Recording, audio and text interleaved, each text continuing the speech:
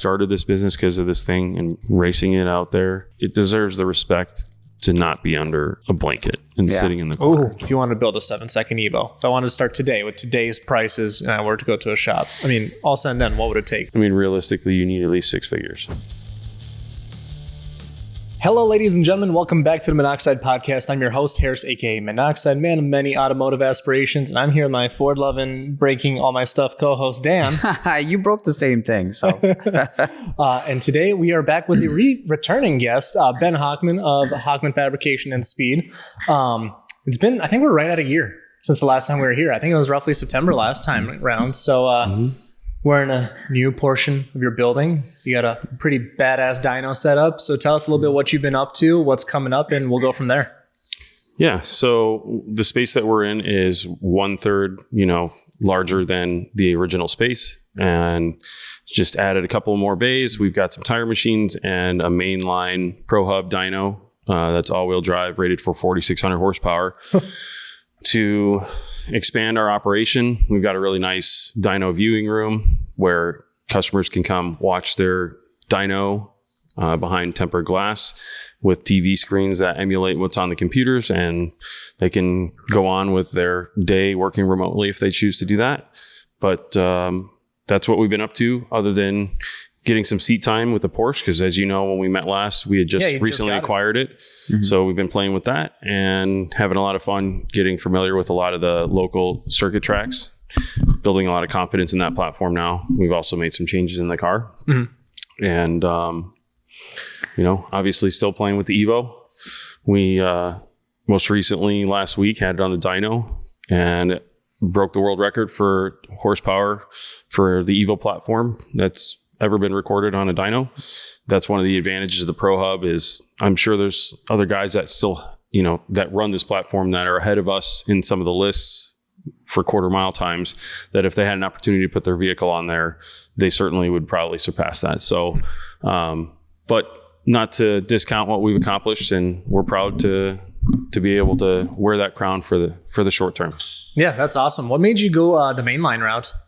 Well, we were at PRI, which I know you guys are looking forward to this fall or winter, and got an opportunity to obviously see what's available and also see what's recommended amongst our peers. I have a lot of friends in the industry, as you know, and the first thing I did was reach out to a majority of them that either own dynos themselves or tune. And I straight up asked them, what dyno, if you could buy any dyno, what dyno would you buy? And I would say about 95% of their response would say mainline, hands down. So it made that side of the decision pretty easy, because I knew that we were going to be working with a piece of equipment and investing in the business in the right direction. Because that's always the hard thing, is there's always a lot of options and everybody's got an opinion one way or the other. But it seemed like a landslide for the ProHub. Well, that's certainly not a cheap investment either, especially if you're going the all-wheel drive route. well, yeah. Does it basically cost twice as much when you do all-wheel drive, or does the computer system take a little chunk of that and the other two hubs aren't as bad? Yeah, certainly all-wheel drive adds to the expense, because you're paying just like anything else for the materials and cost that go into putting that all together. So it's definitely a hefty investment. But as you know, we've been battling a lot of demons and struggling with the car, and spent a lot of time at the track struggling with the car because we didn't have a dyno. We would do a dyno once a year, and then if we ran into some trouble, we would either have to try and get back in line for that or spend the time at the track. Yeah. Rather than having something that's literally a few feet away, and if you have problems, you can use it as a diagnostic tool really easily. Mm-hmm. So then, have you done any simulated runs on there yet with your car? I haven't used the drag mode yet, but I can tell you that I am definitely going to be. Sure. If we can get this car back from World Cup this year in one piece, the first thing I'll do is strap it to that thing and just put it through all the gears and simulate the dyno mode that it's advertised at, because there's really not a lot of documentation or videos of anybody using it. Mm-hmm. And I'm curious to know how it works. How well does it work? Mm-hmm. How close of a simulation is it? And is it something that we can really use to our advantage in the future? Because as you might imagine, there's a a lot of concern about drivetrain doing something like that. Sure. And we have done gear shifts and, you know, the drive mode that this thing offers, but I have not set it up and launched it on there. Right. You know, the concern is knocking all the gears out of that thing, out of this thing, doing that. I'm sure this is equipped to do that because it's what it's advertised to do. But talking to, again, experts in the industry about the idea of it, especially the guys that service the drivetrain in this car, they're telling me, do not do this. But I mean, Please, dear God, don't do I've this, got to but test it at least once, you know, and everything's coming apart to get refreshed like it does seasonally. May as well, if it's in one piece, get an opportunity. Is it ready to go for World Cup right now? Yeah, it's technically ready to go for World Cup. That's what we were doing last week with it, trying to put it through diagnostics, figure out what was wrong with it. We, at the shootout several weeks ago, struggled with the car after putting a new setup in it, meaning a fresh motor and fresh head. We're dealing with a lot of small issues. It turned out, from what I suspect to be a valve spring issue, we just didn't have enough shims in the valve springs in order to get the pressure on the seat that we needed. And we were floating a valve on the shift and carrying it down the track. And again, we put the car together and we're working on other customer cars, putting them as a priority, of course, to get them to this event, leaving us very little time to prep this thing. And had we put it on the dyno, we would have figured that out and solved it before we left. But can't change that now. We brought it home, managed to do that, and now we've got it ready to go. So, how many customers do you have going to World Cup? To World Cup, as far as like competing, we're the only ones that are competing at World Cup. Okay. We had about 5 different customers that were going to the shootout last month. Yeah. So, we didn't have that problem this time where we're working on a bunch of cars leading up to the event.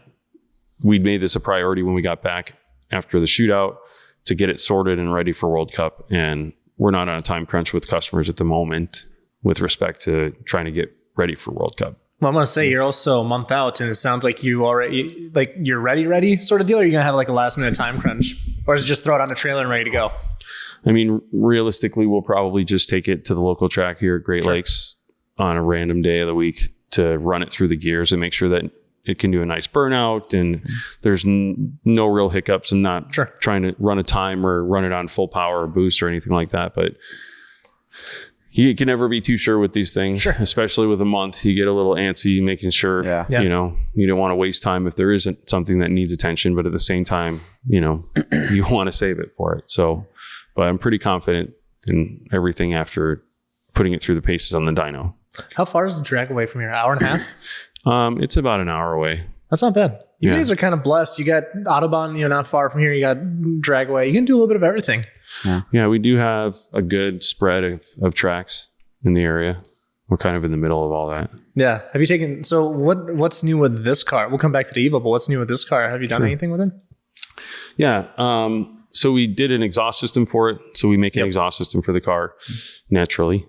We did some aerodynamic modifications. We've got a GT2, GT3 RS style hood from Apollo Aero, which has all the ducting that's functional. And I bought all the parts from Porsche that are cross compatible from that RS model and modified the inner linings in order to run all the ducts. So we've got extra brake cooling for the non-RS GT3 here. And naturally, some smaller things like custom wheels from our friends over at Crown Customs. And we switch tires depending on what we're doing and where we're going. Yeah. So you're getting comfortable going with corners and stuff then? Yeah. We bolted in a competition motorsports roll cage as well. Oh, okay. Yeah. So we've done the basic modifications. As you know, this platform is incredibly well engineered and it needs very little to do what it's doing. Just tires, brakes, and some minor suspension changes, shimming for camber. And that's, you know, pretty much what it needs and what we've been doing as far as track prep and changes for this thing. I haven't done any tuning on the car yet, but we have all the adapters for the ProHub. And from what I understand, there's really good data in the marketplace and also really good tunes available, like off the shelf tunes in the marketplace. So we'll probably be experimenting with that. Yeah, I think Cobb even has a Porsche sort of thing. Yeah, I think so. When we were talking to them, down there. Mm-hmm. Okay. And then are you still in the same Apex turbo setup from last year? We went to an 86 millimeter last year. Okay. So we're still on the 86 millimeter Apex right now. Sure. The one thing that we did do most recently is what ended up getting us the horsepower, because we did break the horsepower number record with just boost alone. Mm-hmm. And that was like 81 PSI. Jeez. And then we opened up the bottle and put 125. And I mean, we broke the record. Again, when these records get broken with our friends over there, RRT Motorsports, they're broken by usually small margins. Sure. Now, most recently, they have crushed the mile an hour, which ours was 204. Now they're at 210. So hats off to them. But, the horsepower number, I think we broke it by like a few horsepower. I was like 10, 12 maybe. And I'm like, that's great, but we really need more in order to compete with these guys. And so we opened the bottle up. We picked up like 5 PSI, 86 PSI at 125 shot. That's when we ended up picking up 200 more horsepower, and we ended up breaking the record by quite a bit more. Wow. So, but he still holds, more torque than us. We're at like 946 or 948 torque. And I mean, he's over 1,000. He's like 1,018. So we're looking to try and close the gap on that, so to speak. But yeah, same turbocharger, really. We've moved over to solid lifters on the exhaust side. Mm-hmm. We've been kind of R&Ding configuration of our own, using a mix of other various companies' products to get something that works well for us as far as recipe, because we had a lot of valve train issues. And you had lifters, like spare ones in a Tupperware in the glove box, I think last time we talked. Yeah, we were chewing up, lifters and rockers left and right. Mm-hmm. We would have a good pass, and then we would have a serious failure. Most of that was because the lifters were just not pumping up fast enough to keep up what we were doing. Mm-hmm. And moving over to a solid lifter on the exhaust side, which is where most of the failures tend to happen on the platform with this, it has mitigated that issue tremendously. Okay. So I think we've had maybe 1 or 2 rocker failures, and they're not such a drastic failure that it's, spread across the head and damaging other components. It's like the roller is cracked. We notice it when we check it, and we're able to remove it and put a new one in and move on without major time loss or expense or headaches. Are you pulling the valve cover after every pass? Pretty much. Yeah. Usually just to check. I mean, it's cheap insurance, especially at this level, and easy to fix if you can catch it. Mm-hmm. So pretty much every pass we'll pull the valve cover, and we're also pulling the spark plugs and checking the spark plugs.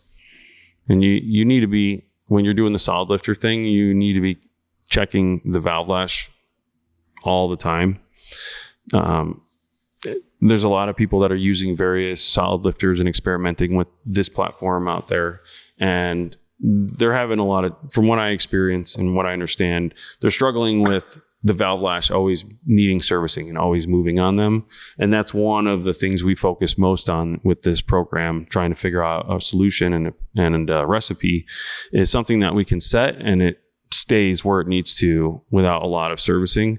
Okay. So we're both checking that while we're checking all of our other areas while we're in there, but we're making sure that it's doing what we're wanting it to do. And so far it's been really dead on. Whether you are new to working on cars or a seasoned shop owner at the top of their game, the High Performance Academy is where all car enthusiasts can go to expand their skill sets. If you want to learn how to build an engine, tune your car, improve your wiring or suspension setups, the HP Academy has the perfect step-by-step course for you. As a friend of the show, they've provided listeners with a special 55% off discount code that you can use risk-free on any course of your choosing. Details are in the description of the show below, or go to the partners page at Minnoxide.com. Go check it out. Let's get back to the show. That's really one of the reasons that we continue to do that.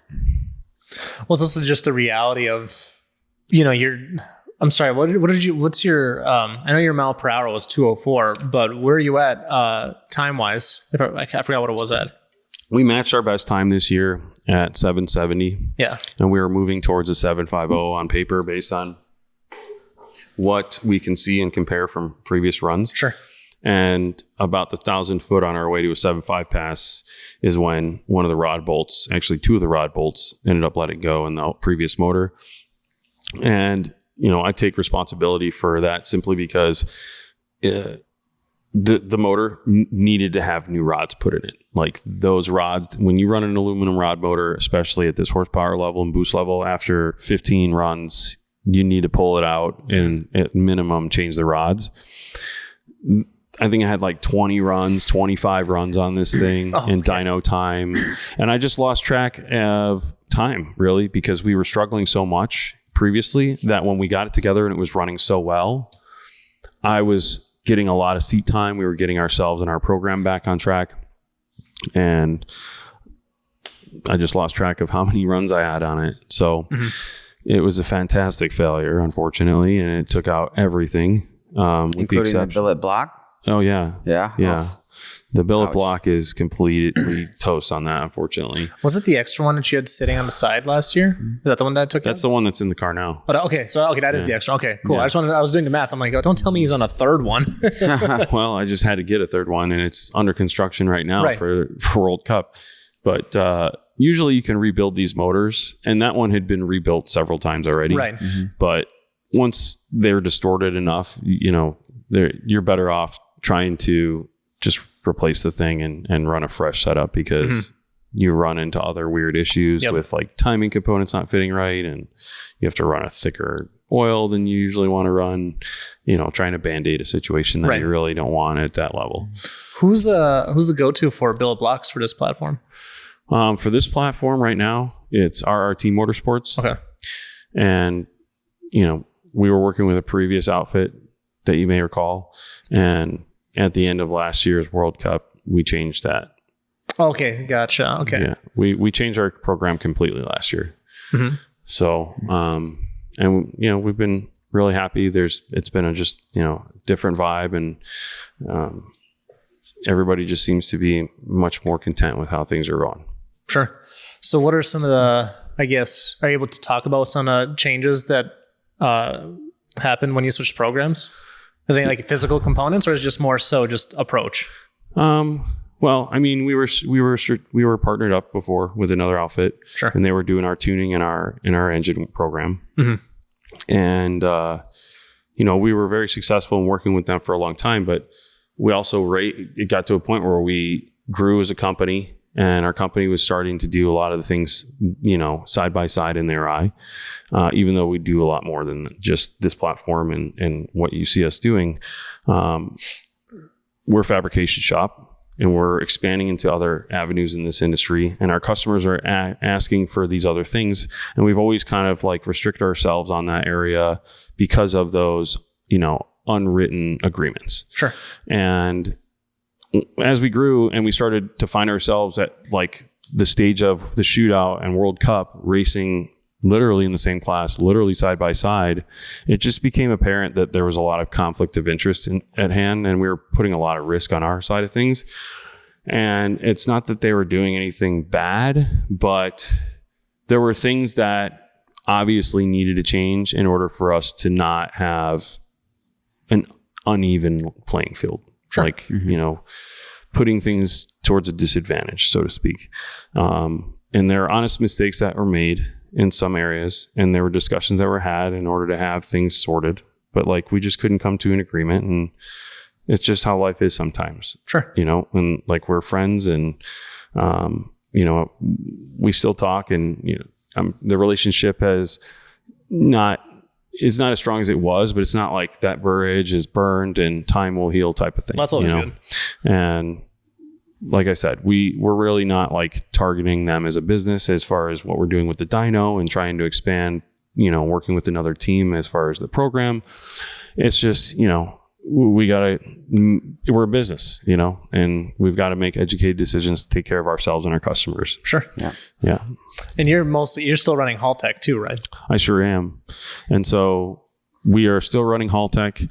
And those guys have really stepped in to kind of mentor us and fill the gap on the tuning side of things.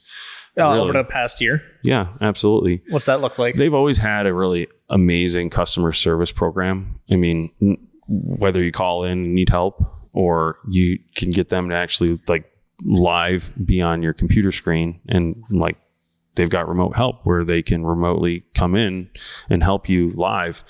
So they've always done that with customers, and I've had a point of contact, Richard Nelson, over at Haltech. And if you don't know Richard Nelson, you will soon, especially if you're, going to try and be at PRI and talking with a lot of these guys about programs and stuff. That was a big reason why I swung for the PRI thing, because it's hard to get people to come back to your Airbnb for a podcast. You know what I mean? Yeah. But if we're right there with a booth, I think it's gonna be pretty sweet. But like all of this stuff is intertwined, just like our industry, And Richard has always wanted to be more involved in my program with this car. Sure. But again, those lines, trying to be respectful and egos and things like that. Like I've always kind of held him in the background, and he hasn't really been able to do much other than just small support. Well, as soon as I made changes, it opened a door of opportunity for him to actually come in and be a part of this program more. And, so he's really helped lead the tuning on this car since then, and is helping teach me about all the ins and outs of this stuff. And he's just been a blessing, truly. So we're getting to reap the benefits of his experience, knowledge, expertise. And he works for Haltech? He does work for Haltech, okay. Yeah. Okay. And I mean, we're sponsored by Haltech for racing, so it's a mutually beneficial situation. But he definitely contributes more time, even outside of the work hours, than he should and needs to. And I have I've had conversations, and I have a lot of bigger conversations to have with him, and probably in the background with some of the people that know him best and will respond to this questions. Okay, but there are things that this guy, he's done so much for me. He's been like, I call him my fairy godfather. So, I've got to reciprocate for him. And again, breaking the records and doing all the things we're doing since our spring started in this car. And even really, he came in as a savior at World Cup last year.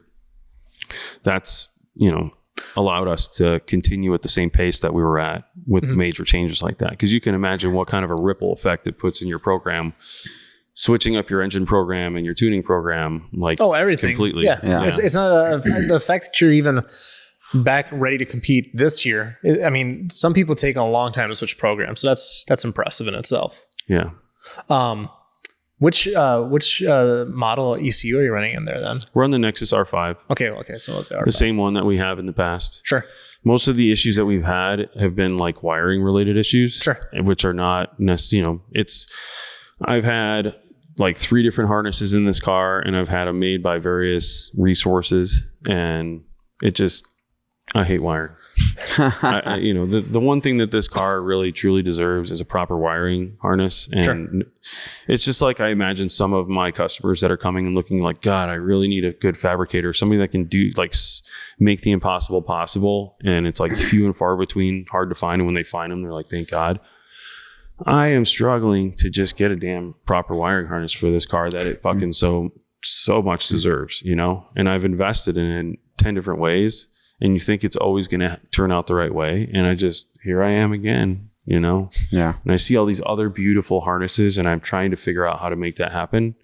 I don't think there's anyone like locally that could whip up what I need. That's the tough part, is finding something local. We might have a guy we can put you in touch with. I mean, he does pro mods. I've seen a lot of this. Yeah, I've watched the episodes of a few guys that you guys do with wiring, and I'm just like, man, this guy knows his shit. Can I teleport this? How much is it going to cost for me to fly your family over for a week, dude? Please come help me. And I have good wiring guys, don't get me wrong, but this thing is a whole nother animal. It has, you walk past it and it can sense how much air is going by. It's not really, but that's how much sensory. Well, when you're playing at that level, it comes down to all that little stuff. So much it can be anything. Yeah. It's insane. We popped this other motor out after we blew it up, put the new one in, like I said, went to the shootout, didn't have time with it because it's the thing was running on its best pass. We blew it up. So let's just put it back together. Everything's the same, should be fine. And pinched a wire somewhere on cylinder 4 because the first issue we ran into at the shootout was cylinder 4 wasn't online. It was what? And luckily, again, Nick from Haltech, he came into the rescue and sure enough was able to say, hey, the injector's offline. So testing, figure out no signal from the ECU. Clearly we got a breaker disconnect. So we just depinned it on each end of it and then just ran a raw, like separate wire, boom, so that boom, we're back online at least. But the fuck? Yeah. And there's nothing showing that happened. I've done that before on an engine swap. You like crush a connector or something as you're swapping stuff out, or you've pulled something out or whatever. You get either a check engine light or nothing turns on. You're like, great.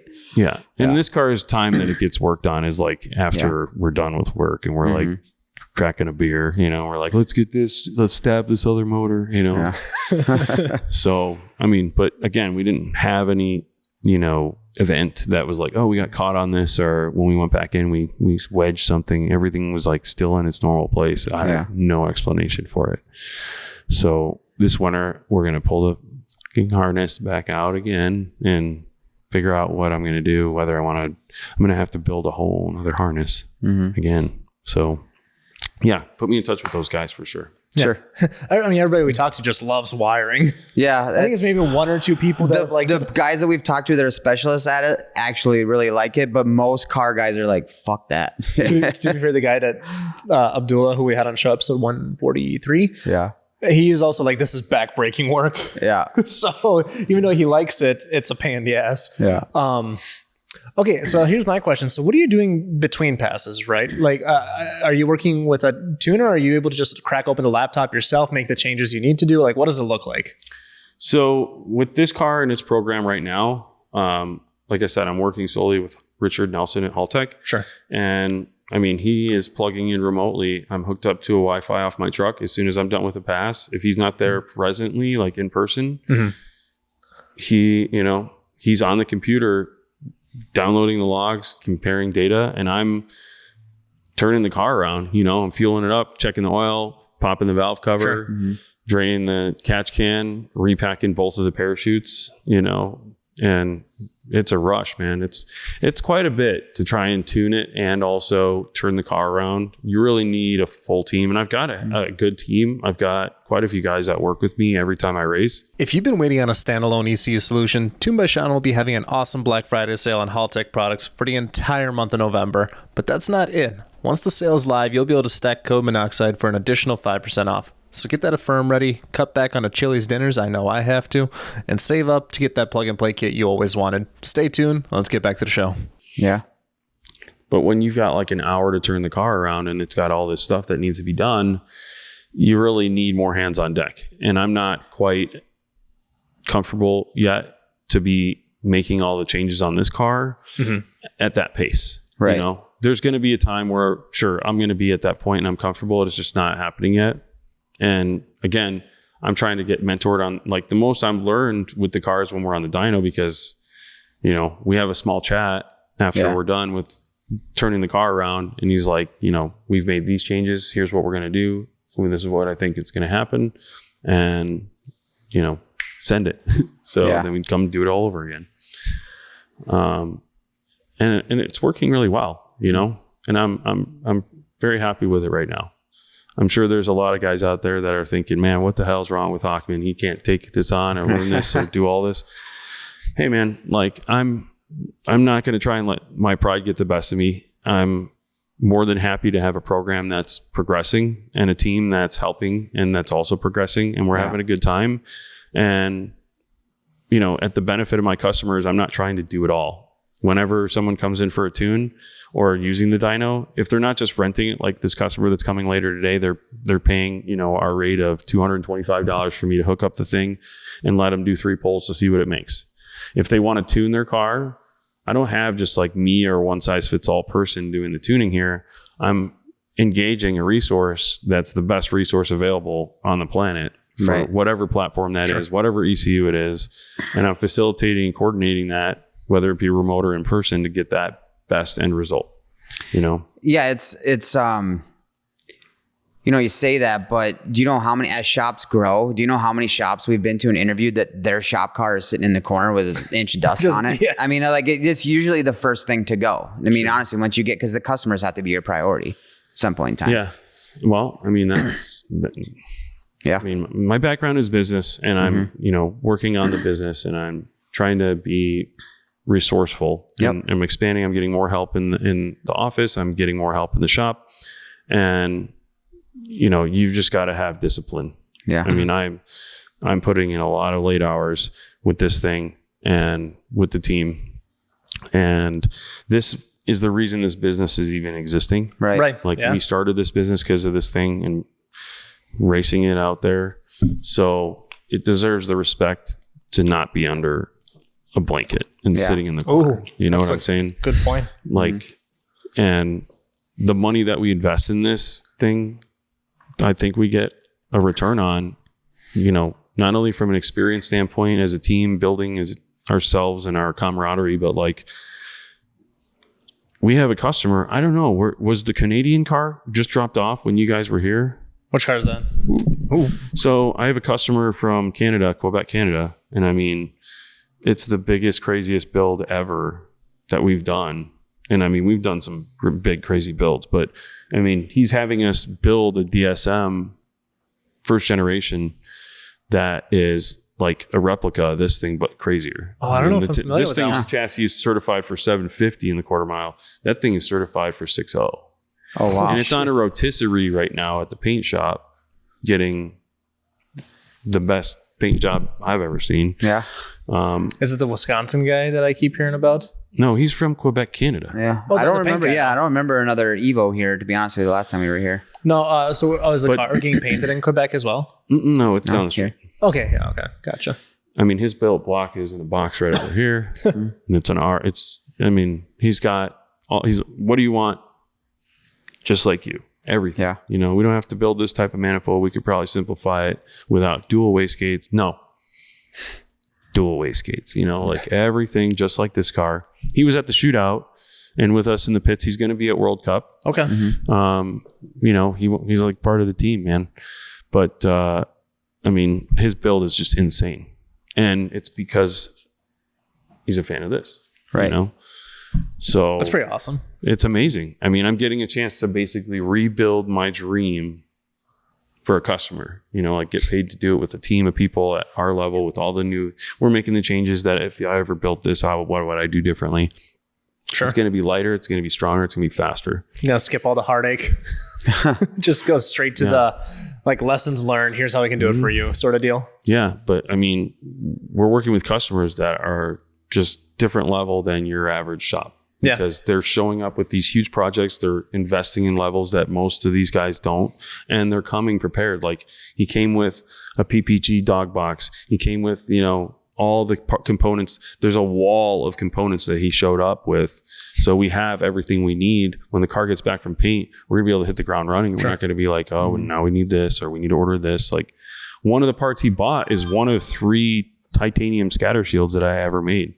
And I forgot about it because, of course, he showed up with this laundry list, like page after page with, the boxes numbered. And I'm going through it like, these are all the baller parts that I have on my car. This is crazy. And then I get to this other page and it's like Hochman Fabrication and Speed, titanium scatter shield. I'm like, holy shit, I forgot I even made this.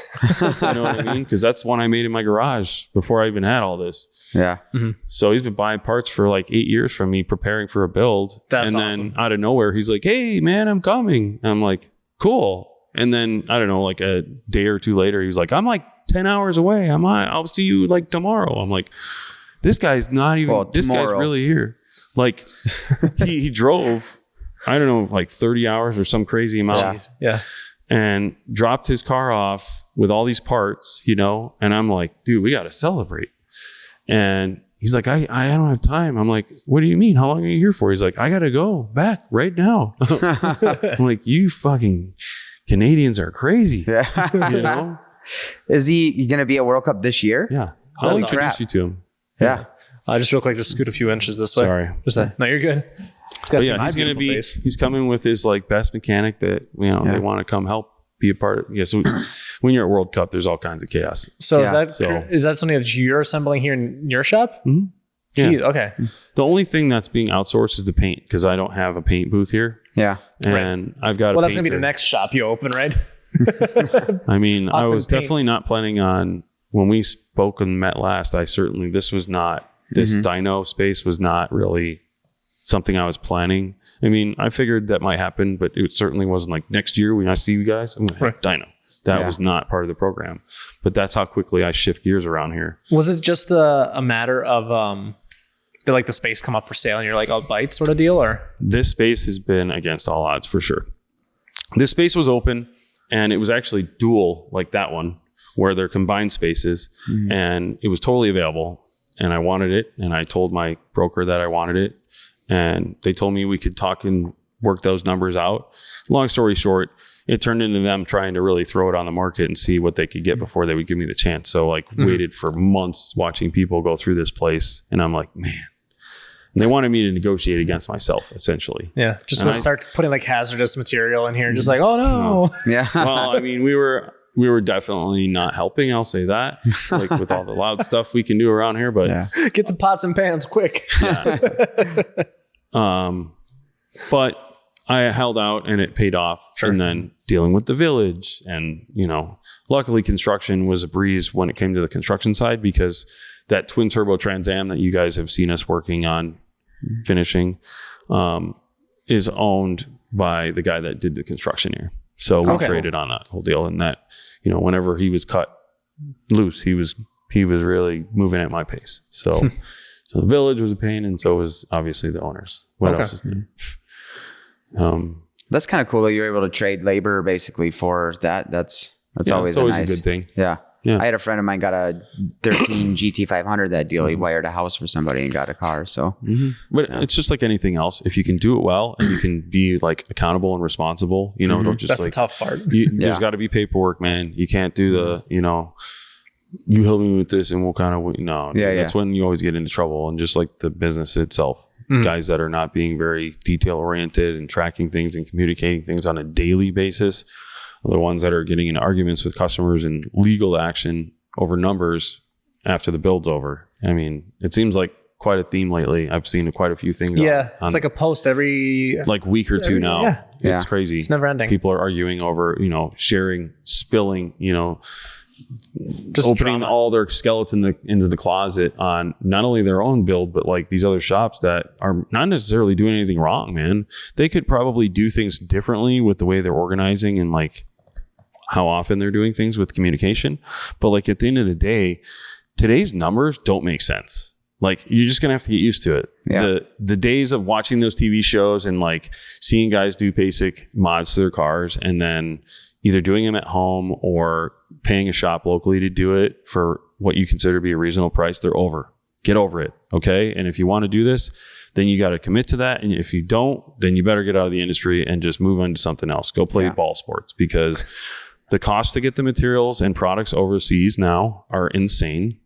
You know, like I need a gear set or a motor for this thing. It's an extra $1,200 to $2,500 in taxes.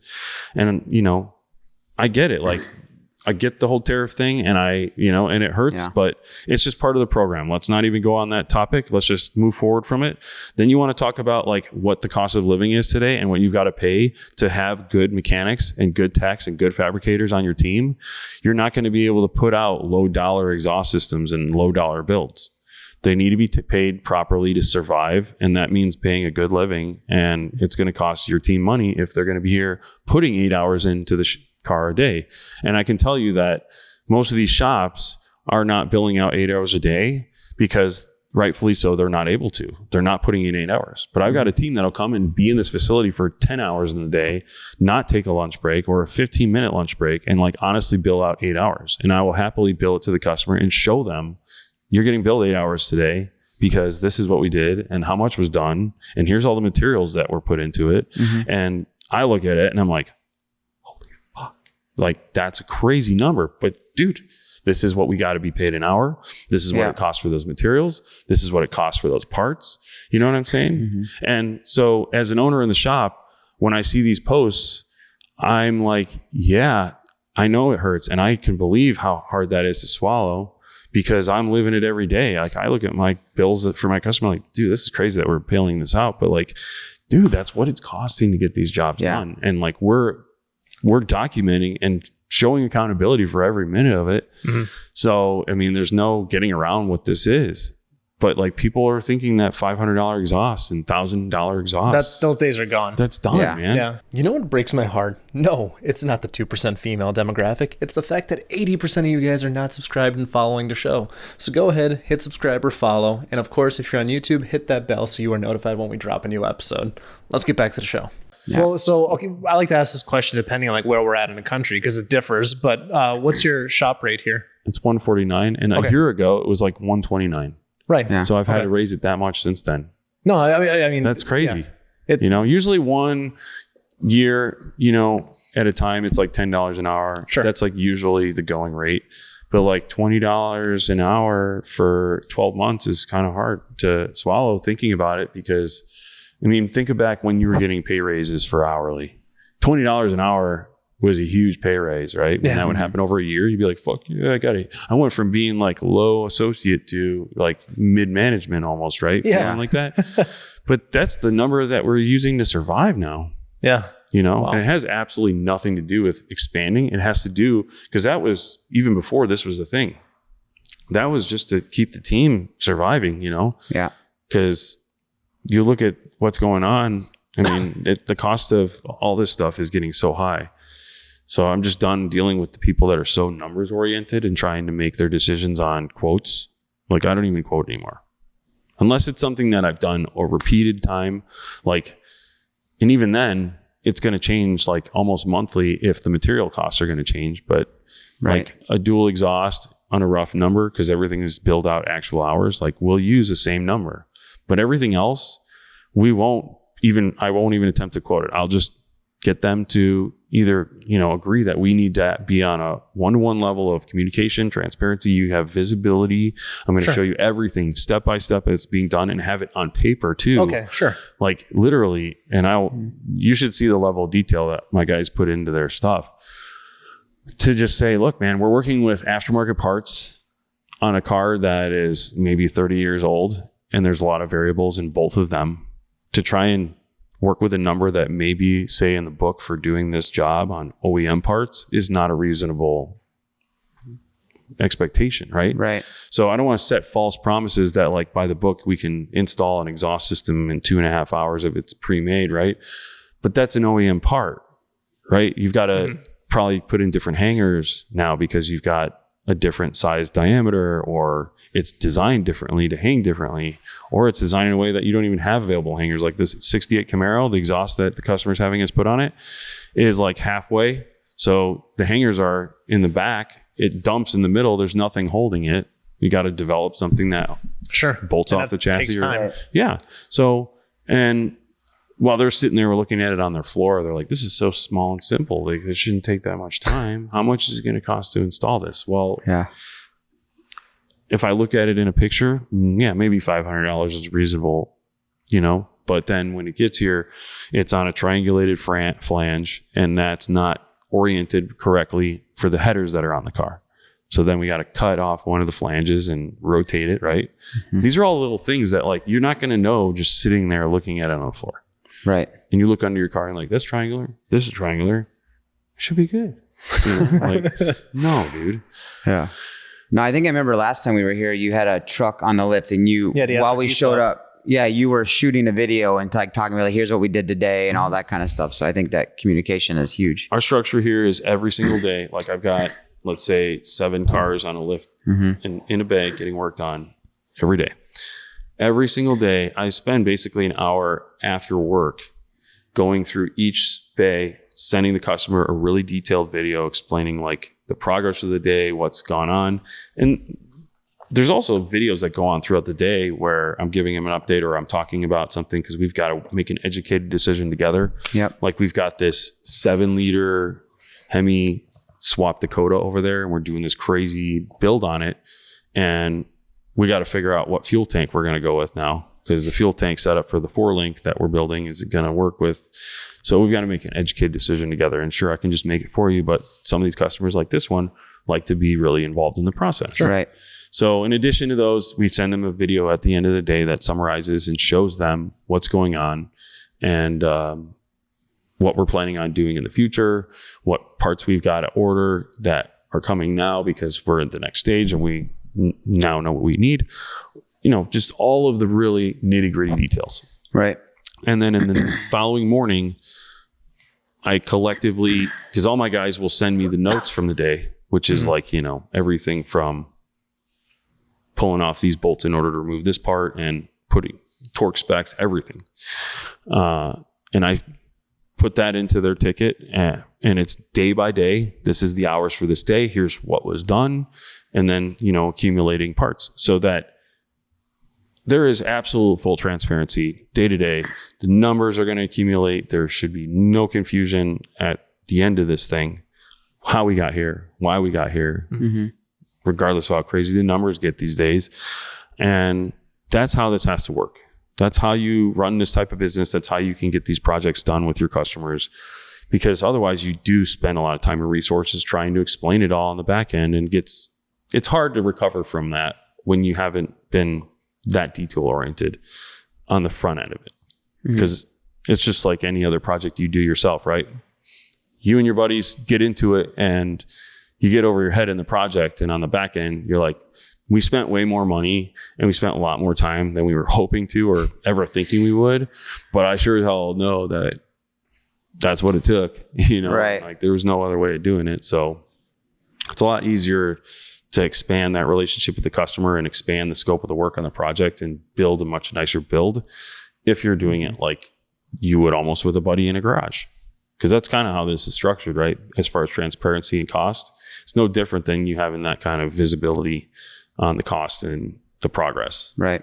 So that's, long-winded. Yeah. How long have you been in business for anyway? 7-8 years. 7-8 years under this banner? Okay. Okay. 8 years. Yeah. Started out of the garage. Well, yeah. You got a backlog right now? Yeah. Yeah. Yeah. We're about a month out. Okay. Yeah. We were about 2 months, but we've just been really hammering away since we got back from these events. And, the transition between fall and winter is kind of dicey. Sure. Because you do get a little of a bit of a dip around return to school time frame because of all the school kids' stuff. Tuition to college. Yeah. And then as soon as the snow falls, everybody's like, well, I'm done for the race season. Time to get it in there and make all these upgrades. And it just becomes this flow of everybody else trying to get in here for next year. So it's more of an art form than a science to figure out the waves, but that's what I'm anticipating right now. Sure. Okay. Just nosy this way a few inches. But what's it called? So I notice a lot of classic cars every time I come here. Is that a big part of your customer base? It is. Yeah. We've been doing a lot of classic car work. Sure. A lot of rest of mods, a lot of maintenance and service, really, because we've been advertising doing more service and maintenance for customers as opposed to just custom fab. And a lot of people seem to be taking advantage of that. Well, that's good. Well, it's I saw a nice AC Cobra on the other side of the wall here. Yeah. Yeah, that's you pretty like cool. that? It's an 89 Mustang. Yeah. That's what this thing is. It's a factory 5 Cobra. Yep. MK4, MK5. And, everything is cannibalized from an 89 Mustang. Okay. 5.0. Yeah. Yeah. Thrown in a tubular chassis. Well, it looks cool. I'm not trying to downplay Yeah. No, I'm just kidding. how cool the Cobra is. Yeah. But I am extremely jaded when it comes to cars right now, as my wife likes to tell me. So to my surprise, when I popped that hood, I'm like, I was expecting something, I guess, different. I always like to see a 427 in there for sure. I mean, certainly something that looks like the part. Yeah. Right? Because if you look under the hood, it's like, this is a Cobra and it looks really cool and it's really nice finish because it's, not an original. So you can have some of the newer age, nice finishes and stuff. Mm-hmm. But it looks like you took it out of an 89 Mustang and just slapped it in there. I mean, I guess that works, but I would like to fill the inside with I like the good stuff on the inside. Big old too. 427. Yeah.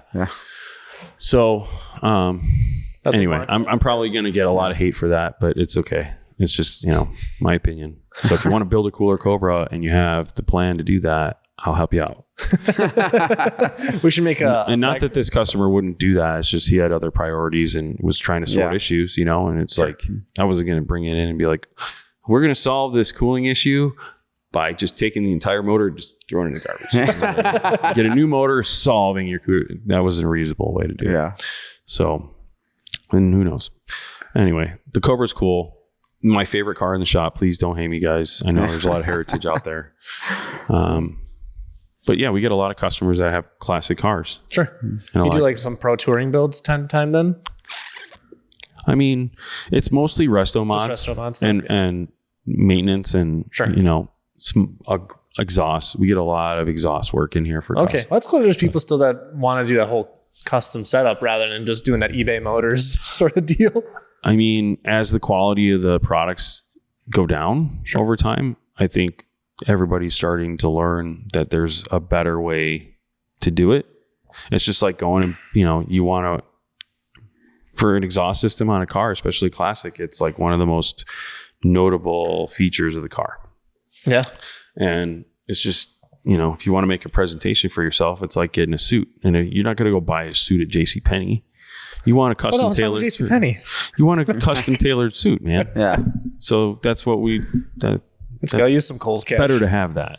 We had a 68 Trino that we put a 429 in one time, and we took it to just get a small piece between the header and where it met up with the exhaust made, and it was a little tight in there because we shoehorned that motor in there, and they went to the muffler shop and they were like, no, we're not going to do this. So we went home and just Harbor Freight welded it ourselves. I'm sure it wasn't pretty or worked well, but it got the job done, I guess. I always like hearing about your past. Yeah. Hey, I mean, I drove that car to prom. 4-speed, 429. There's an H pattern in here, right? Still? Yeah. You said PPG? That's pretty awesome. Yep. How long have you been running the PPG stuff in here? I mean, probably like 10 years now. Really? That's awesome. It's been a long time. They're Australian, right? They are in Australia. Yeah. Yeah. Again, the cost of ordering these parts overseas is just crazy. It's like an extra $1,000 for a gear set, or actually like $1,500. That's insane, overseas now. And that, hopefully, you're not switching those out too often. This year, it's been, you know, it's been a learning curve for sure. For the audience, he just did a deep sigh and then really, really got nervous. No. Yeah, no, I'm actually trying to get a hold of them right now for some backup, for parts in my backup trans that's currently open. Oh, for World Cup, just to have a backup. Yeah. Okay. Yeah. How? I guess because you're having a backup. Have you been through like?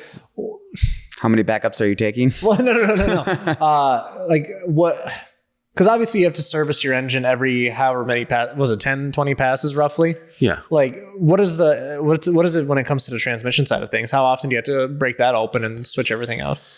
I mean, usually if everything's dialed in well, you can get through a whole season and not have an issue.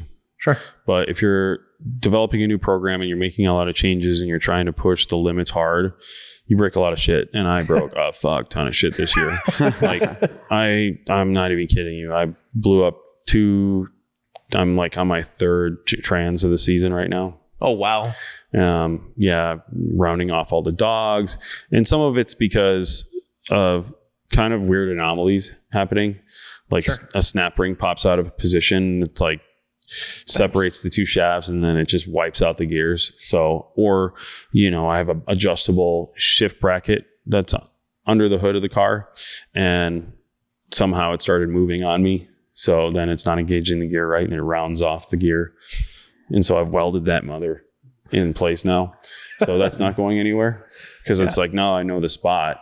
I'm not going to take that risk again. Sure. So those are the things that I've. It's always the small things that just ruin your day. Yeah.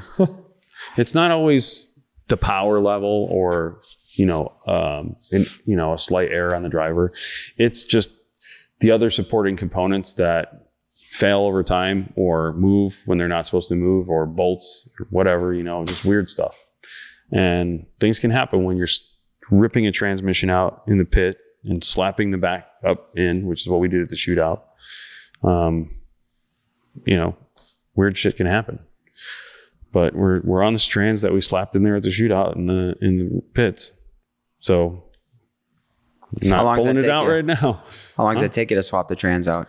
Anywhere from it's usually about an hour to 2 hours. Okay. Depending on how many people are in helping. Yeah.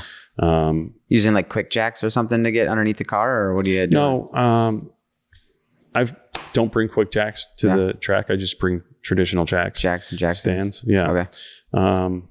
Just because of capacity reasons, and we don't have space on our trailer, but we do put it up in the air as high as you can and then rip that thing out. And if things go smoothly, you can get it done in an hour and everybody's in sync. You're probably going to need to ship your car soon, or know somebody that will. And as someone who used to work in freight logistics, I understand the difficulties of finding reliable transport, especially when trying to make it to rallies, racetracks, or to warehouse to hide your Corvette, because you're going through a messy divorce, and when she says everything, she means everything.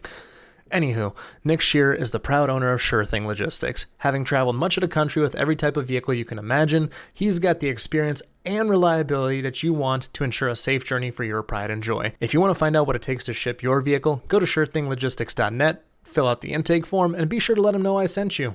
Let's get back to the show. And if it fights you like it did this time, because usually I'll just rip this subframe out and it gives you full access to everything much more easily. And you can really dial in the pull out and the put in versus like coming in at a weird angle and twisting this trans and trying to get it in. That's when it's going to take you a couple hours. Okay. Because there's a lot of swearing and a lot of resetting yourself. Throwing of wrenches. Yeah. What do you do? Box breathing? Like, how do you get yourself back to zero? Red Bull.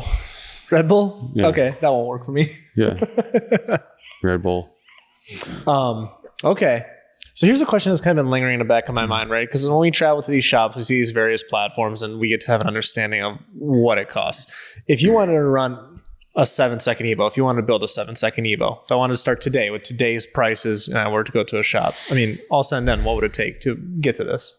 I mean, realistically, you need at least 6 figures. That's, Sure. You're in the 6-figure area. You got to get as the close car as I too. can come on it. Yeah, let's say we include the car. Would you start with a roller or would you start with like a running car? Or?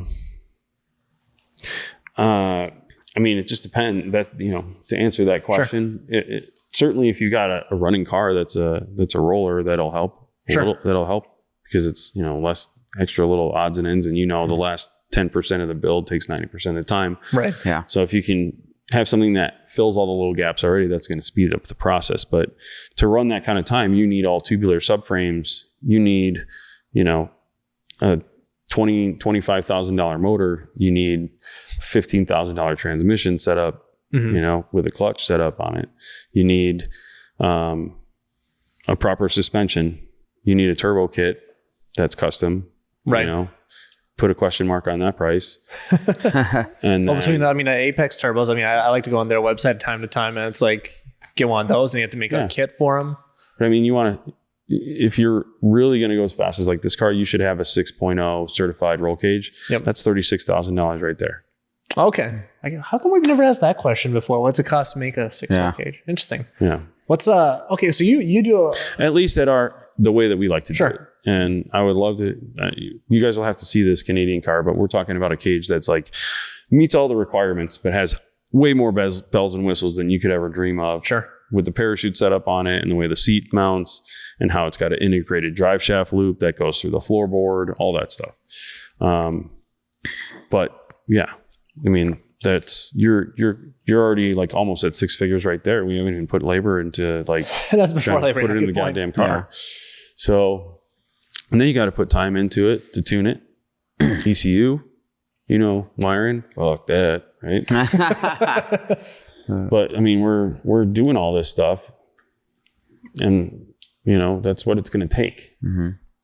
Doing it at a level where I want it, and where it's almost bulletproof in the sense, and it's got like quick release on it, so that you can fucking rip this thing out and not have a damn pinch wire. That's different, We're clearly moving towards that. Mm-hmm.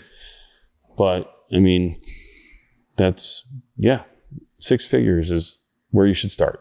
Yeah, I feel like that's where it starts for about anything now. But like with this platform, I'm sure there's guys out there that are running 7 seconds with the Mustang that's got 10 grand in it because they've done the bare minimum and they have a setup that's allowing them to do that. And that's fine. I'm sure that's probably a really far fetch as far as numbers go. I don't know if anybody's running 7s at that $10,000 level, but anybody that watches this video and is like, the hell it is 6 figures, there's always going to be that. Oh yeah. And I invite you to show me and prove me wrong. And I'm probably wrong. And I'll be more than happy to admit it if you show me. But in my experience, to do things at this level, especially the way we do it, which is not only looking good, but performing the way it looks, it's going to cost you big dollars. Yeah. I would say with the Mustang platform, 10 gets you boost, but that's about all it gets you. But for 30, I bet you could get 7. Yeah. You wouldn't believe how many guys I get calls from with Mustangs. And I'm like, they're like, I want to boost this thing. And I'm like, where should I start? Like, what is it going to cost me? I'm like, at minimum 15. They're like, I'm like, 10 grand just gets you the blower or the turbo kit. That's where you start. I mean, I'm telling you, today's prices are absolutely well, crazy. even if you go to like Manuel, right? Like what did Caleb get his kit for? I think it was like, it was around 10. 10, but I don't know if we should advertise the actual price, but he's a little slightly I think it over was 10 to 15 roughly. Yeah. But nonetheless, it's like that was maybe for a 900 horsepower cable car. Like, it's like, or truck, whatever. No, I mean, it ain't cheap. Fast ain't cheap. No. And then let's not also forget that if you're doing something at a 7-second level, you're not driving the car back to the pits. You need another vehicle to push it or pull it. Yeah. So at minimum, you need to spend, $5-6 grand on a golf cart and set it up to push it back. Oh, you got your think. Yeah. When you go full race car, we're using that thing. Yeah. and it doubles for when we take out the Porsche because like we got to take out the Porsche, the media team gets to, pull that out of the trailer and drive all over the place and set up to take the shots they want on the track. And God forbid, I guess I could pull it back because it does have a, tow hook. Yeah. If I heard it or needed it. So. How is that going for you, by the way? How are you comfortable with yourself as a driver now? Are you happy with where you're at? You want to get more seat time still, or what do you sell it? Yeah. Yeah. I mean, I drive this car on the street a lot and I love it. It's a very impressive car and I'm more than confident in my abilities with it. I have a background in racing, road racing as well, and karting. And that's right. I remember the karting thing. Right. Yeah. So like when I first told people I was going to go after, like, you should get a Boxer or something like cheap, learn the platform, learn how to road race before you get something. And I'm like, you guys, this is not my first rodeo. Yeah. So I took the car and went to Autobahn, took it to Blackhawk, went to Gingerman. I'm planning on taking it up to Road America, just to kind of learn the local circuits that I'm going to be competing on when I compete with them. And that's what we spent this year doing. Next year, I'm going to be signing up for all kinds of competitive time attack events where we can throw our hat in the ring and see what we're doing. We'll have to get him up for Optima Street Car, huh? Yeah. That would be sweet. And that's a good one. North Star Speed Summit's still around, that's not a bad one either. Yeah. Maybe. Yeah. We'll see. But I wasn't trying to go throw myself, especially in this thing, in competitive space without at least learning the track layouts, learning the ropes of the car, the limits of the car, getting confident with it. And, that's part of having fun with it too. I think you'd have a blast on Optima Street Car. That'd be pretty sweet. I mean, that's something to look into. Because Road America's right over here. And then what's the next one? There's one. Did they host one on Gingerman as well, I think? I thought they did, but I don't know. They do one down here. It's called, they call it Prison something or other. They do one here at Blackhawk too. Yeah. But then Grid Life is probably another one, the main one. That's one I'm looking at too. Yeah. I'm curious which one would be more bang for buck. But either way, it's like you're trying to go competitive with 2 cars. I mean, that's time consuming. So it is. Hats off. Yeah. And at a high level too, I'm not trying to go into like some entry level class with this thing. Right. You don't want to be racing this guy. Beginner. Yeah. Actually, you were what, top of the middle field, I think? I always come like middle of the pack. Yeah. Like every event that I do, it's like I'm just right there. Yeah. I don't suck and I'm not great either. I'm very average. Yeah. I mean, you don't want to enter something that, you can't be competitive anyway. Yeah. Right. Sure. It's like getting yourself into a fight. Don't think you're going to win. It's a stupid idea. Yeah. So, I mean, I've been spending a lot of time at these GPS time track events. Shout out to Jimmy over at gpstrackTime.com because he's the one hosting all these time events that I'm going to at all these tracks. And, I can in the background see and share with some of my trusted resources in the industry. Be like, this is what I ran best time at this track with this, and they're like, you got some work to do, or you should definitely go see where you end up with this group, you know? Right. So that's where I wanted to get on each of the tracks, and that's where I'm at. Now I want to go put our brand in front of the crowds and see if we can have a good reputation like we do with this thing. Yeah. Mm-hmm. Is there much left that's stock on this car? No. I mean, it's you know, it's getting more tubular over time. Sure. When are we going to start painting on taillights instead of having real ones? How do you know those aren't painted? Some damn good paint job. They are painted taillights, but they're not painted like on. Those are the original like Euro style Evo taillights that I masked off and painted to look like the JDM more traditional look, using that like nightshade stuff. Oh, okay. Yeah.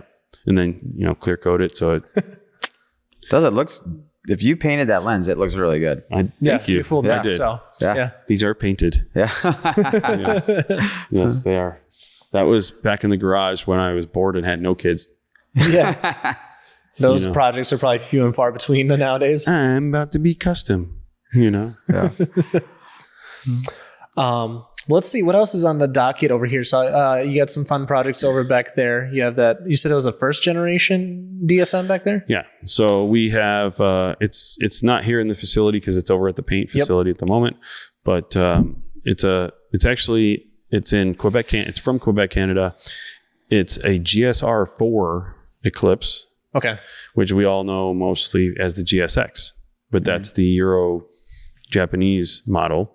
So it's much more rare. And it's a very clean specimen. And it came here to us because it's literally getting revamped top to bottom, even more than this car ever was, to be of this level and more. Mm-hmm. And he's got all the parts like in a box. Matter of fact, those are all the parts that he just sent me on this pallet for a backup motor.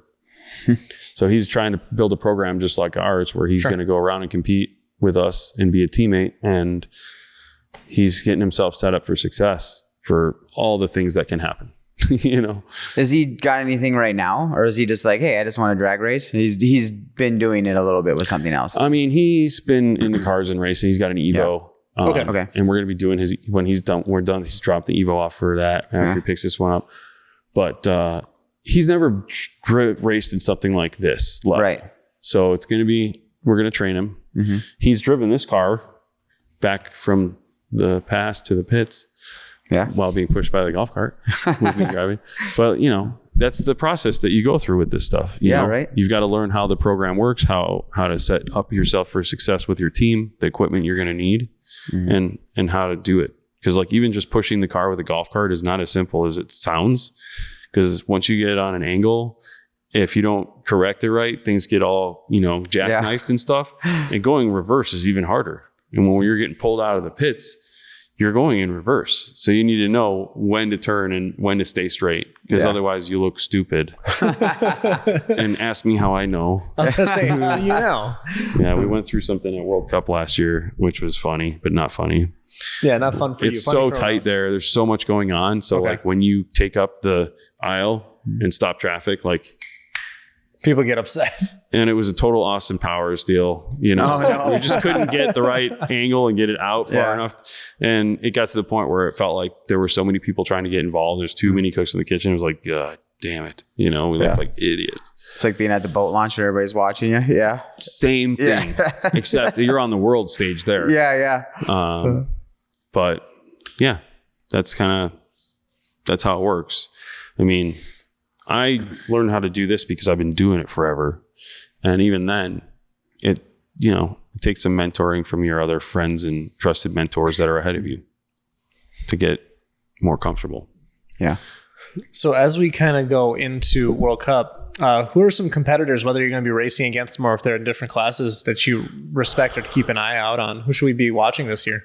I mean, you guys are going to love watching our class this year because it's a 32 car field. Normally the stick class is the most exciting, spectacular class, hands down. And it's advertised that way because it's so many variables. Anything can happen. It's anybody's game. And, it was full, like so fast that they ended up expanding the field and letting 32 cars register for it. What was it before, 16? Yeah. And it's like Orange Man Bad from Granis Racing. He's it's Granis stick shift. So Sure. he's owned the world's fastest stick car for many years, but not current. You got Grubworm, who's the current or was the most recent stick world record holder. You've got Nick Holman, who's that black S10 pickup with the purple wheels. He won the event last year and also holds the current world record for the world's fastest stick car. Okay. You got Cletus McFarlane in Leroy. You got the other guys that I race with that own the world record for the platform are RT Motorsports and Wild Evo. You got Devin Schultz with Boost and Performance and the Red Demon. Mm-hmm. You got all the big dogs, right? Mm-hmm. So this is going to be a party. It's going to be wild. I mean, it's all killers. Every single dude in the class is a killer. When you go to World Cup, that's how it is anyway. But like, you want to talk about some of the more influential known people in the industry that race these cars that are stick, they're all there. Every single one of them. Mm-hmm. So it's going to be one of the craziest years for sure. I'm stoked because like this year, like, because we were planning to do SEMA, right? And we are still doing SEMA, but I was like, I had just had too many friends register for World Cup. I'm like, I cannot ignore this. Now I have to go. And I'm like, so many of our previous guests, like you were one of the previous guests, and it's like a number of others. I'm like, yeah, we got to go. So we're going to be going there Friday, Saturday, Sunday. You won't regret it. That's the bulk of it. But I think it's very you want to go. I think it's going to be likely next year we're going to do probably the full week. That's the goal. I was just going to say 3 days is enough, but yeah, get there all week. What do we do at 2K this year? When did we get there? Wednesday? I think it was a 5-day thing. I think we went on Tuesday, didn't we?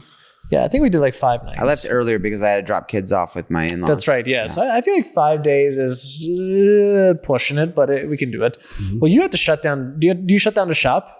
Or do people? Well, I have somebody that'll be here this year. Okay. But that's usually huge. We shut down the shop. Cool. That's awesome. I have at least somebody, because that's the tough part is like when you have to disappear for let's call it 9 days, the 2 days before, 2 days after. That's pretty awesome. Yeah, it's been really tough trying to keep momentum with the business, but also train somebody, like to slow down and be like, all right, here's how we use QuickBooks. You know what I mean? So, dude, I can't believe how many people just don't take the time to just learn QuickBooks. That finance is like such a big part. Well, it helps if you find someone that's intuitive and either already knows. Give yourself a nice accountant. That's how my wife learned all of it. Our accountant is a freaking, she's amazing. Yeah, the place I was fired from will teach people too. Yeah. Yeah. It just makes their life easier. So when you show up with the books at the end of the year, it's not a, bumbled mess. So I think they like to show them how to do it. I mean, it seems like, again, outside looking in, it seems like you kind of got your shit together over here. Mm-hmm. In general, like last year you did as well, but where does this, you have you're really growing up over the last year. Thank God, man. Last year gave me a bad feedback last year. I've been working ever since. No, he's like, we had a meeting off camera. It was a problem. No, I was going to ask you guys are all fired.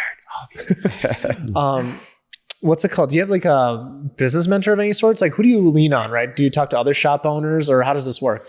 In the business world, my mentor is my father, but he is not a car guy at all. Right. Not knowledgeable about cars. What was it that he did? He told us last year.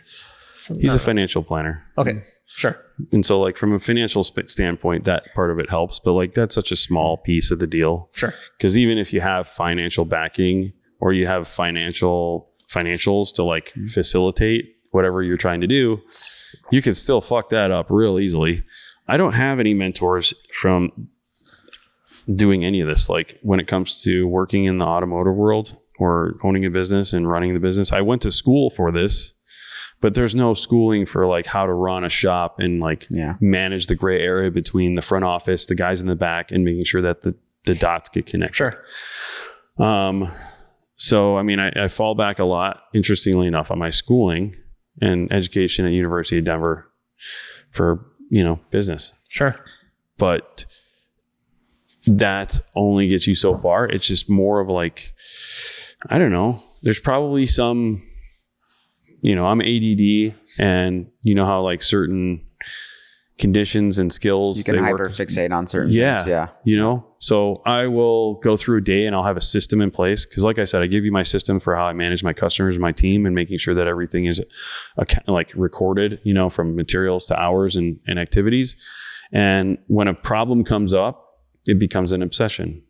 And I can't sleep when I have a problem. And this motherfucker has kept me up for a long time. And, that's, I guess, the best thing I can put it as. You know, I mean, certainly I am resourceful and I do have a lot of trusted resources in the industry. So like when there's certain things that come up in a category, I'm asking questions from, you know, bouncing things off a lot of different people. So like when it came to the dyno side of things, I reached out to my friend Adam Kennedy. Shout out to Adam. He actually is the man in charge over at IAG Motorsport. IAG, you know, the guys that build the motors and do all the Subaru work. He was originally in Colorado and had a smaller shop and had sponsored me. So, I mean, when it comes to like some of the shop stuff, I guess I would say maybe Adam would be the one person I would say I could reach out to and I would consider to be my mentor, and ask questions of that level. But I mean, I asked him, you know, what dyno would you buy? And I asked, you know, Mary and Keith over at All Wheel Drive Tuning, you know, what dyno would you buy? Asked, you know, I asked a bunch of people, man. I'm trying to remember all the different names, but you know, it's like anything. You're trying to collect. Just ask questions. It's like you're trying to be resourceful. Just like you can't go to the internet and say, what's the best dyno? Right. But you can talk to trusted resources. And that's kind of what I do is, you know, you go with your gut. And that's what I had to do with, you know, making the change in the program. It wasn't like I could ask somebody, should I do this? It was like, dude, I got to fucking do this. So yeah, I mean, makes sense. So I guess to answer your question, I would say that if I had a business mentor, it would be Adam Kennedy. Sure. You know, and I'd use him very little to try and save him. But yeah, I mean, working with some of these brands and like former sponsors like Adam, when he was owning that other brand, you can see what good looks like. And obviously we've all had bad experiences with businesses before. Sure. So you know what bad looks like too, all of us. Yeah. I had a dry burger yesterday, man. I know all about bad businesses. So one last question for me. I'm not sure if Dan has more, but so you got this dyno in here. Is that going to be more so like, here, you can rent this, you can bring your own remote tuner, or like what's the business plan with that? Great question. Yes. Yes. Okay. Because you're not doing any tuning yourself, are you? Not currently. Okay. No. I mean, I do a little bit of tuning, sure, but I'm not like throwing cars on the dyno at this time and doing tuning on them. So if they want to use the dyno, people can reach out to us, and we have an hourly rate, which is $250 an hour right now. So like, say you want to do your own tuning, you can sign our paperwork, you know, and sign your liability side of things away and use this tool to your liking. Mm-hmm. And you pay an hourly rate. If you want to bring in a tuner, you're welcome to do that. And, you know, if you want us to help facilitate that and bring the tuner in and be the middleman, sure, you know, we're happy to do that. We're trying to be a resource that offers the best available technology and tooling for tuning, which is, you know, few and far between. I don't know of anybody else in the area that has something like this. Sure. And we want to make it accessible, which means not trying to create a, you know, pyramid structure that is to our benefit. You know, it's a tool we need to obviously be compensated for the time that's being used, but like, we're not trying to restrict people to only using us, right, or only using a certain designated resource. We certainly want to make sure you're working with somebody that's knowledgeable and not going to come in here and blow your shit up. Right. Well, I was going to ask, because you're probably going to have a Honda guy or two at some point. What's the cleanup cost? Do you have a fee for that? I mean, it goes way beyond that, because if you're blowing your shit up, you're going to need more help than just cleaning up. Sure. But fortunately, you know, we're making educated decisions around here. We're not having to cross that path just yet. Yeah. Thanks, Har. I've seen people that have you know, I mean, I wouldn't just let anybody bring in somebody and like, you know, my buddy across the street knows how to tune. Can we rent your dyno? Sure. Like, I'm not going to allow that type of thing. Sure. But if you've got somebody that I haven't worked with yet, but I can clearly confirm that they're a reputable resource and have done quite a bit of work for people in the industry, more than happy to have them come in and use our tool. You know, it might open up an opportunity for a relationship that I might need in the future. Yeah. You know, because it's not like I have a designated Honda tuner right now that I'm like, if you have a Honda, this is the guy I'm using. I would certainly. What's your ratio of like just fab work customers versus like race customers? Are you hoping to kind of maybe build out a race program a little bit larger than what you may have going on right now? Yeah, I mean, it's actually pretty even right now, spread of like custom exhaust work, resto mods, and race cars. Okay. It's like 35, 35, 30. Yeah. Sure. So then you become a one-stop shop though, as now you're adding this kind of stuff into play. Yeah. So yeah, I mean, we've always been about trying to do the job right and be resourceful. So if it's not something we do in-house, then we'll outsource it, like machine work, right? Like I don't have the machines in the facility to do machine work. So I'm going to want to use a trusted resource. Maybe one day there'll be a time where I need to bring that in-house, you know, but you want to be able to provide the best product for your customer. And that means working with resources that can do quality work in a timely manner. The cost is obviously going to be relative, and that's what we sell our business on. So it's understandable. But if I can't get, you know, quality and doing things in a timely manner, then we might have to figure out something else. So that's really why we did this.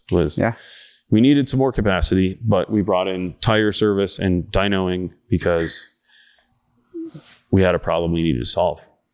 You know? I think it's a great thing that you're doing it in this area. I mean, again, with how far Dragaway is from here, I mean, I hope to see some more faster cars coming out here. When we did the nitrous shot on this thing and broke that record and picked up that power, I had my buddies that, you know, are ahead of us, and they're like, "You're fucking nuts, Hochman. You sprayed it on the dyno?" And I was like, "Yeah."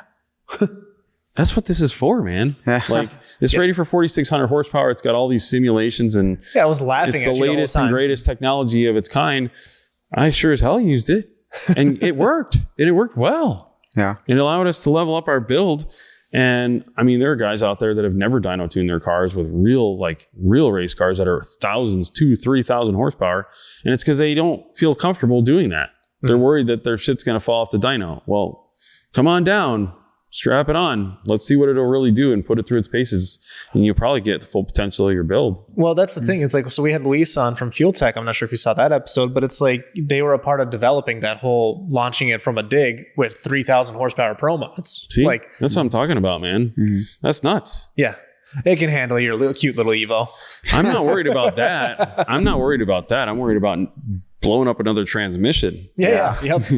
You know, because like this thing, it'll break doing its own thing, like the amount of load or lack of load, you know, and velocity. I don't know how it's going to respond to this. Well, technically, you're supposed to put in the weight of your car and all that stuff too, right? So it should theoretically give you the same load if it's as smart as it says it is. Yeah.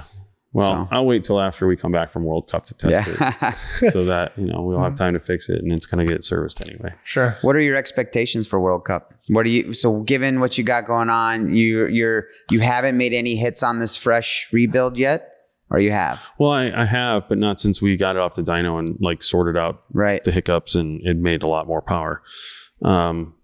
My goal is to just go further in the event, in the class. And if I can come home with a new best time, personal best, that's really what I wanted out of the season. Yeah. But like we made it through 3 rounds last year at World Cup. And what is it going to be, 5 this year? I think there's going to be more than that. I mean, for the stick shift class, or? Yeah. Okay. I think there's like 8 rounds. Okay. But, you know, obviously I'm going with the expectation and the goal to try and win stick, and I'm going to try and manifest that and put myself in the mindset that this is something that's going to happen and is possible, because it is anybody's game. But like deep down inside, you got to have a goal that you want to, you know, be content and it's worthwhile. You're making the trip. It's not like, and I don't want to get knocked out first round, and I'd like to see myself go further than previous years. Right. So yeah, I think 2 years ago, I went and made it into the second round. This last year, I made it into the third round. If I can make it 4th round, I'm making progress. And I'd really like to capture like a 7.5 or better. Like I'd really like to see like a 7.4. Okay. I'm not trying to be too greedy because that's 3/10. You know, if I can do a 7.4, that's 3/10 ahead of where I've been so far with the car. Right now, the world record is a 7.2. I was going to ask, so was that the S10? No, for this platform, it's another Evo. Yeah, Okay. Yep. Yeah. What about in the stick shift altogether? What's the fastest car in a stick shift class? That's the S10. Yeah. What did they get for a time though? Do you know? Nick, don't hate me if I got this wrong, but I want to say it's like a 6.4. Okay. Holy shit. Yeah, they're Yeah. That's nuts. At that level, a second is. Ooh. it could be like 6.2. Okay. So, but I mean, these guys are they're doing like 230 miles an hour. Yeah. Yeah. Well, on that note, because I know you have your appointment coming up here just any minute. Do you want to pop the usual 3, Dan? Yeah. All right. We'll see if this is different from last time. But at the end of every episode, we like to ask our guests to pick 3 cars. I need a track car, daily driver, and a show car. You have an unlimited budget, weld together whatever you want. Oh, okay. So, drag car, track car, show car, R8 right here. Yeah. And then road car would be 918 Porsche. Yeah. Okay. Yeah. And So I'm pretty drag car, show car, 918 is the daily. Okay. Okay. I think these are the same answers. Yeah, I it think was. it is. I know this one was definitely in the mix last time, and I'm pretty sure that one was again too. Yeah. Yeah. Yeah. Yeah. In a daily because you drove around Hamilton Collection's old 918, right? I think. I had an opportunity to test drive that one after we finished the exhaust on it. Yeah. And Cool. yeah, I mean, Porsche's, top tier in my mind when it comes to these cars. The platforms are crazy, amazing. Sweet. And having an opportunity to drive that one was, Yeah. something I'd love to repeat. On that note, where can everybody find you? They can find us in Wheeling, Illinois. They can find us online, Hochman Fabrication and Speed.com. And obviously on our social media pages, we're on Facebook, Instagram. We've got a YouTube channel, so check us out there. You can see all the cars in action. Sure. All of these cars are racing and in videos on that channel. So if you ever want to see them, and Cool. maybe you'll catch us at World Cup We'll see you there. and PRI. Cool. Yeah. Dan, you can find you at Gunna Garage, 2 ends, blah, blah, blah, blah, blah. Thanks for existing. And we'll see y'all next time. Thank you again for making this happen, Ben. I'm glad we'll see where we're at next year. Yeah. Thanks for coming back and revisiting us. Thanks for having us. Thanks again for watching the show, guys. Be sure to go into the description down below and check out all of our sponsors. They are what make this show possible. It allows us to travel the country and talk to some really cool guests. So be sure to check them out and see y'all next time.